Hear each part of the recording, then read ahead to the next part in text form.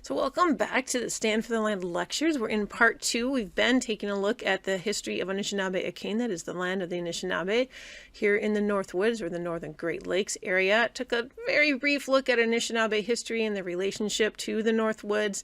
Another brief nutshell look at the treaties of 1836, 1837, 1842, and 1854, and talked a bit about how those rights to hunt, fish, and gather were ignored at the turn of the 20th century for several decades afterwards by state conservation departments who were requiring licenses for people to hunt and fish, and kind of to look at some of the elitism of the conservation movement at that time and how it impacted Native and non-Native peoples alike in Anishinaabe-Akin here in the Northwoods, and kind of what some of the fallout of that policy or intents of those policies from these urban experts in relation to the people of the land in the Northwoods in Anishinaabe-Akin, what some of those intentions were. So that's a long-winded way of recapping part 1. In part 2 here, we're going to take a look at the Anishinaabe movement in the 1970s, 80s, and 90s to get those treaty rights re-recognized and upheld by the legal system of the United States, and how all that ties into a proposed metallic sulfide mining district for Wisconsin. In 1974, 1973, it was the winter of 73-74, two brothers, known as the Tribble brothers, had heard from a professor at St. Scholastica that their treaties, and for them specifically, they were in northern Wisconsin, it would have been in the Treaty of 1842, that the Treaty of 1842 guaranteed them the usual rights of occupancy on the ceded lands, meaning it guaranteed them the right to hunt, fish, and gather off the reservation. And they said, well, wait a second. People who do that are getting arrested, getting their equipment confiscated. If we're legally allowed to do this because our ancestors made sure we had this right, even as they signed our homeland over to the United States, why are we getting arrested? So they decided to make an issue of it. And they went out in the winter of 73, 74, deliberately to bring this to a head, to make a stand on this. And so they went out, they were fishing. The DNR game warden came up and said, where's your state licenses? And they said, well, we don't have a state license, but what we do have is a license to fish. And they pulled out a folded copy of the Treaty of 1842 from their back pocket, one of the brothers did, and they pointed, says right here, we have the right to hunt, fish, and gather off the reservation. And the game warden said, no, the state game warden said, no, I don't recognize that. So he arrested them and, of course, charged them with not with fishing without a license, and the brothers took it to court. Almost 10 years later, the Voigt decision comes down from one of the higher Wisconsin Supreme Court, or one of the higher Wisconsin courts. Lower courts had agreed with the Tribble brothers, and the state of Wisconsin had appealed, fighting that decision. But eventually the Voigt decision came out in 1983 that upheld the Anishinaabe right to hunt, fish, and gather off reservations because it had been guaranteed by treaty. Now it's really important here. Two things are really important. One, when this happened in 1983, many people, non-Native people, had this idea that it was, oh, we feel sorry for the Indians, so let's give them something to make up for what happened to them. That's not what it was at all. These were guaranteed legal rights from the Treaty of 1842 that had been ignored for decades by the state Department of Natural Resources, right? And so they were arresting people for exercising these rights. So these were rights, legal rights, that had come from the Treaty of 1842 and had just been ignored by the state. So that was one. It wasn't any special rights being given. It was rights that if people didn't, in other words, kind of put it in another way, if you didn't recognize these rights that were guaranteed in the Treaty of 1842, then that treaty was broken and people would have to give that land back. All the non-Native people would have to leave, or at least be, at the mercy of the Anishinaabe tribes who had signed that treaty, because that treaty would be broken. And the Anishinaabe could say, well, our land deal is off. We take our land back, right? So that's how powerful these treaties are. According to the U.S. Constitution, they're the supreme law of the land. And in that treaty, they had guaranteed that right to hunt, fish, and gather on all the land that had been ceded over to the United States. The second thing people need to remember, because many people saw this, they're like, oh, great. No, and this is literally how they would say it. Now the Indians just have a license to steal. They're just going to go out there and take all the fish and take everything that's out there. One, there are cultural values that many people practice and follow that would make that not so. But, of course, there are people who don't practice those values. So maybe there'd be some people who wouldn't be fishing and hunting responsibly. But the thing was, the Voigt decision also required the tribes to develop a regulatory agency to oversee the tribal hunting, fishing, and harvesting. And so that's where you get the Great Lakes Indian Fish and Wildlife Commission. I have their web address up here, which was brought together in order that the tribes could have this oversight, this regulatory oversight of their hunting and fishing and gathering. What was interesting is in 1983, when these treaty rights were recognized, at the same time, northern Wisconsin, its governor was starting to push for opening a metallic sulfide mining district in northern Wisconsin.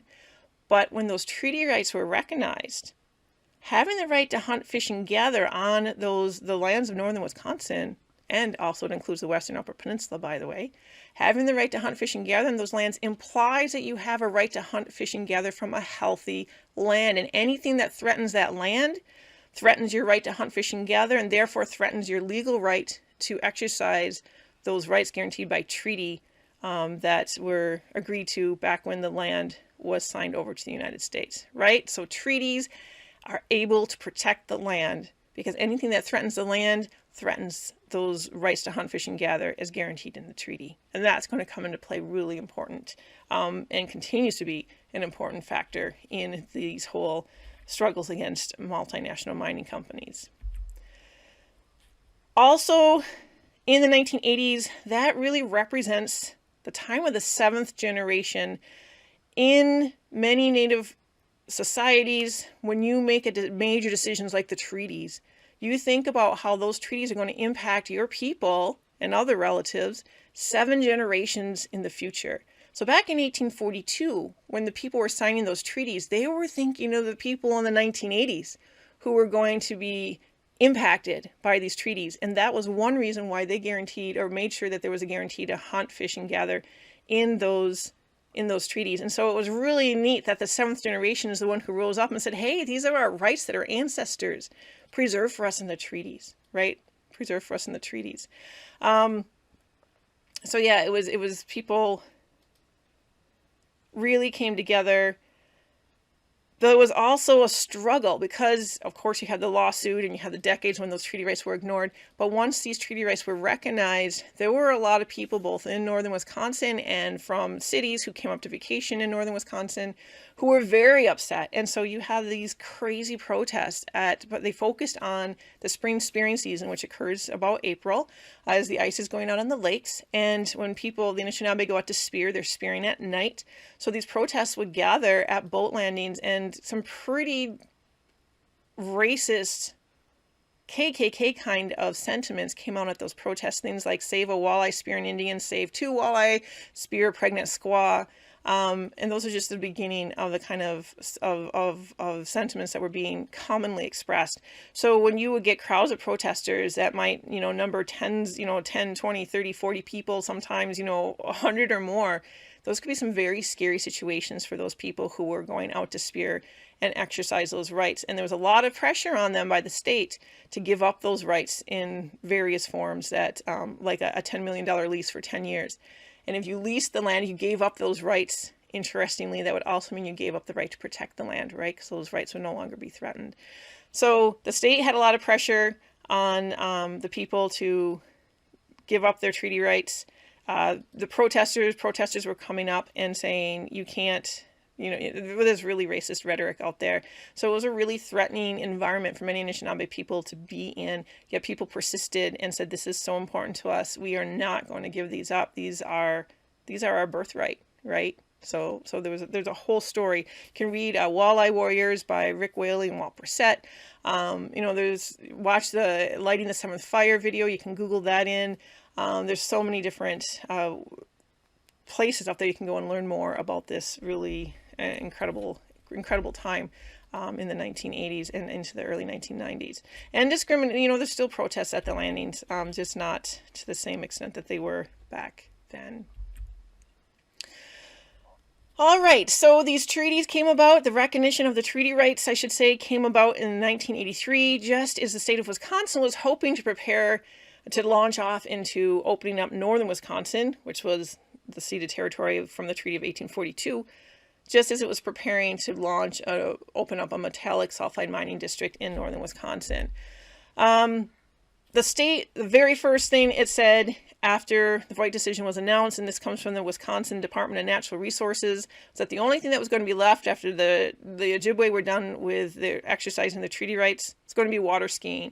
So this threatened immediately all the communities of northern Wisconsin, non-native communities of northern Wisconsin, who made their living from the tourists who came up there. It was a tourist economy, and one of the biggest draws was fishing. So the state automatically, right away, made the communities of northern Wisconsin, instead of kind of feeling united with, oh, these are Anishinaabe people who like to hunt and fish like, the non-native people do, and get together on that common ground. Instead, the state drove a wedge right away and made the people in the North Woods feel threatened for their livelihoods by the Anishinaabe treaty rights, as the state at the same time was laying the groundwork to open up, I think it was up to 10 metallic sulfide mines by the year 2000 in northern Wisconsin, which would directly impact the fishing industry, the tourism industry in northern Wisconsin. But the state instead deflected that fear towards the Anishinaabe people, towards the treaty rights, which were a powerful tool to protect the land. Tommy Thompson was Republican governor at the time, and he hired eventually a man named James Clauser to be the person who oversaw, it's called the Wisconsin Department of Administration, and it sounds boring, but it oversaw the mine permitting process. And James Clauser happened to have, before he'd had that post, he was a lobbyist for ExxonMobil, and ExxonMobil was one of the mining companies hoping to get in on this opening of the metallic sulfide mining district. So this former mining company lobbyist was put in charge of the mine permitting process in the mid-1980s by Republican Governor Tommy Thompson, as the state of Wisconsin is hoping to implement this metallic sulfide mining district in northern Wisconsin. The Flambeau Mine, however, to kind of cut a really long history short, the Flambeau Mine, which was operated by a multinational company known as Kennecott, was the only mine that was ever opened up. The Flambeau Mine had been in process for permitting since the 1970s, and a struggle against that had been going on since the 1970s.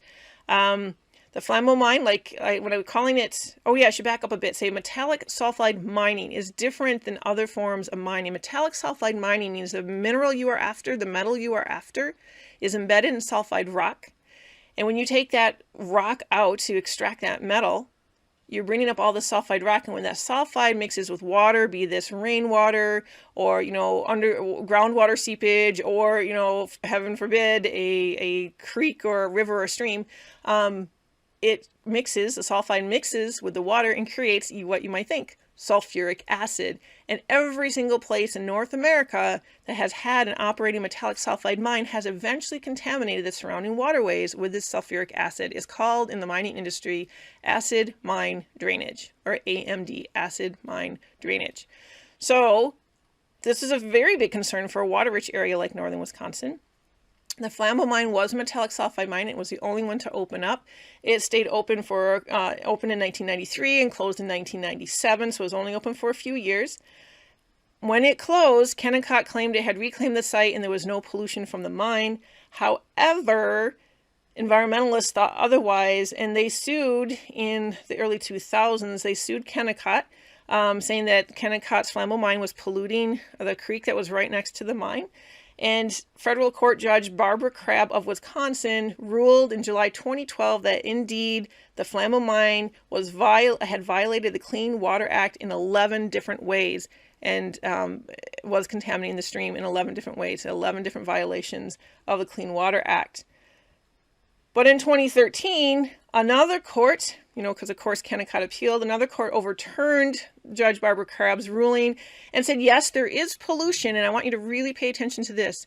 Kennecott has polluted the creek next to the Flambeau Mine. However, Kennecott has no obligation to clean it up because his contract with the state did not specify that Kennecott would be responsible for any pollution of the waters. Okay, so the court said, yeah, you're right, there is pollution, but Kennecott does not have any contractual obligation to clean up that pollution. So you cannot hold Kennecott responsible. So Kennecott turned around and sued the environmentalists who had gone after them for $85,000. Judge Barbara Crabb is the one who heard that case, and she denied Kennecott, saying the case against Kennecott was not groundless or frivolous, and so the environmentalists had real concern. The courts have found that Kennecott was polluting, so Kennecott had no right to try to get litigation costs from the environmentalists who had sued them for that. But anyway, despite these rulings, Kennecott to this day will still point to the Flambeau mine as a successfully reclaimed metallic sulfide mine, despite the fact that it has violated the Clean Water Act 11 different times. Another major mine that was proposed during this time period was the Crandon mine over near the Wolf River and also close to the Mole Lake and Secaucus and Chippewa. It was also proposed for very near a wild ricing lake, and so that was the kind of key concern that the tribes focused on. But this time, the tribes and the environmentalists, Greens, the Green Party, or it was actually the Green Movement at the time before they become a political party, instead of just focusing on fighting the one mine, like they had with Flambeau mine, the people who lived in the area and the tribes and the Greens and the other environmentalists said, we will focus on opposing the Crandon mine and all metallic sulfide mines in Wisconsin.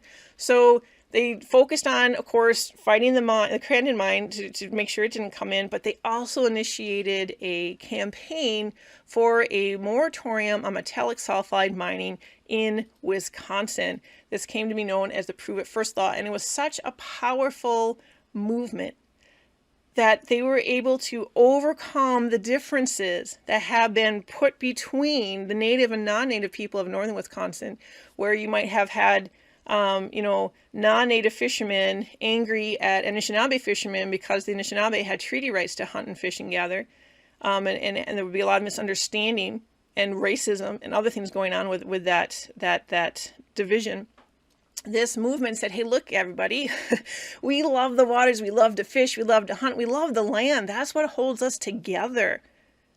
So when we have this mining district being proposed for our land, that is going to threaten native fishing, it's going to threaten non-native fishing, it's going to threaten everybody's land who lives up here and loves our lifestyle, loves the way we live, love the way we live on this land. So let's get together and fight this real threat to all of our livelihoods. And that's what happened. And I think it's such a great story. It's where people who had such huge differences with each other got over those differences, united together on a common front, and were successful in fighting the mining companies off. In fact, they were so successful in such a powerful people's movement that the legislature of Wisconsin was compelled to pass this moratorium, and the Republican super pro-mining governor, Tommy Thompson, who had initially been the one to start this whole metallic sulfide mining district in motion, had no choice but to sign the mining moratorium on Earth Day, no less, in 1998. And this mining moratorium said, no metallic, well, actually, that's how it said, metallic sulfide mine can be permitted in the state of Wisconsin, provided two conditions are met. One, that you find that the mining company finds a metallic sulfide mine that has been open for 10 years, and two, closed for 10 years without polluting the surrounding waterway. The original moratorium language had been 20 years instead of 10, but this was, 10 years, the 10 years was good. So the Wisconsin mining moratorium that was signed into law said a mining company could open a metallic sulfide mine in Wisconsin, but only after it had shown that there had been a mine somewhere in North America that had been open for 10 years and closed for 10 years without polluting the surrounding waterway. And no single mining company could find a single mine like that. So they pretty much just packed up and left. And in fact, one mining industry representative said that as a direct result of this people's movement in northern Wisconsin, Wisconsin was the most difficult place on the planet to put in a mine. So how's that for an accolade? How's that? You should have a medal, right? That gets attached somewhere, a plaque that gets put someplace, in recognizing how the people came together, and urban and rural, native and non-native, and really pulled together and said, we stand for our land. There was one slight minor flaw in the wording of the moratorium that almost no mining company tried to exploit except for one, and eventually that too. It was a Crandon mine, got sold off by the multinational mining companies and ended up in the hands of a very small mining outfit that I think had never done mining before. But there was a flaw. It wasn't super precise that mine that had been open and closed for 10 years each, open for 10, closed for 10, that it had to be the same mine. So they were able to find a mine that had been open for 10 years without polluting the surrounding waterways at that point, and another mine that had been closed for 10 years without polluting the surrounding waterways at that point. But they weren't able to find one mine that did that. That was one thing. But it was such a nothing else. That was the only crack in it. Eventually that Crandon mining site ended up in the hands of the tribes anyway that were down there, Mole Lake and Secaucus and Chippewa. And that is still in the hands of those tribes there. So there should be no mine happening with the Crandon mine, and that's pretty much considered a closed and shut deal. So that was a very successful, very empowering, I think inspirational story of how northern Wisconsin took on the multinational mining companies and resisted the state's attempt to divide people and instead united together to fight them off and protect their land. Couple of things to wrap this part up. Some lessons learned from fighting the Flammo mine in Crandon. One is to avoid legitimizing the state government, or avoid legitimizing the process, or avoid legitimizing the mine. So what this means is if you're invited to sit down at the table with the bigwigs, realize that your name is going to be associated with whatever decisions come out of those roundtable meetings with the bigwigs, right? With the big guys, with the big folks. Whether or not you like the decisions that came out. So your name will be dragged along as though you approve of it, even if you are desperately against the decisions that come out. So if you sit down, you're rubbing elbows, and you feel good, like you're in the seat of power with all these other powerful people, you're going to be a lone voice, likely, or very few, and you're not going to... History has shown the people aren't listened to, but instead their name gets dragged in as though whatever comes out of those decisions is something that they approve of. Second thing is to set your own agenda. They could have just kept on going through the public hearings and the public comment process, which they did all that. But in doing so, they didn't just sit there and behave in the audience and quietly listen. There was theatrics. Walt Brissett, for example, would dress up as a fish with, suffering from pollution, or people did things that made statements even as the hearing was going on. So they didn't just let them keep them confined and orderly. They also didn't just stick to the carpet that was rolled out to them by the state. They didn't just sit there and say, okay, we're just going to follow through with the process the state says we have to go through. They turned it around and said, hey, we're the people. You're supposed to listen to us, and we want a moratorium. And so they took it into their own hands and set their own ball field that the state then had to come to play on if it was going to get the approval of the people. Third thing, staying local only isolates you and keeps, if you're only going to oppose one little mine in your own backyard, that's going to keep you isolated and you're going to be easily picked off. But if everybody says, not in my backyard, NIMBYs unite, everybody who says not in my backyard, you all unite together, then you have a powerful force, right? So it's not just not in my backyard. You don't want it in your backyard. Not in my backyard, not in your backyard, not in anybody's backyard. NIMBYs unite. The final thing is not to let those divisions that are attempted to keep you separated. Get over those divisions, get over those differences. Agree to disagree. If that's all that you can do, agree to disagree on those issues and instead focus on what you do care about in common and move forward together. So you have Republicans and Democrats, liberals and conservatives. If that's where you are and you're so completely divided, you think you can't stand the other camp, get over that, right?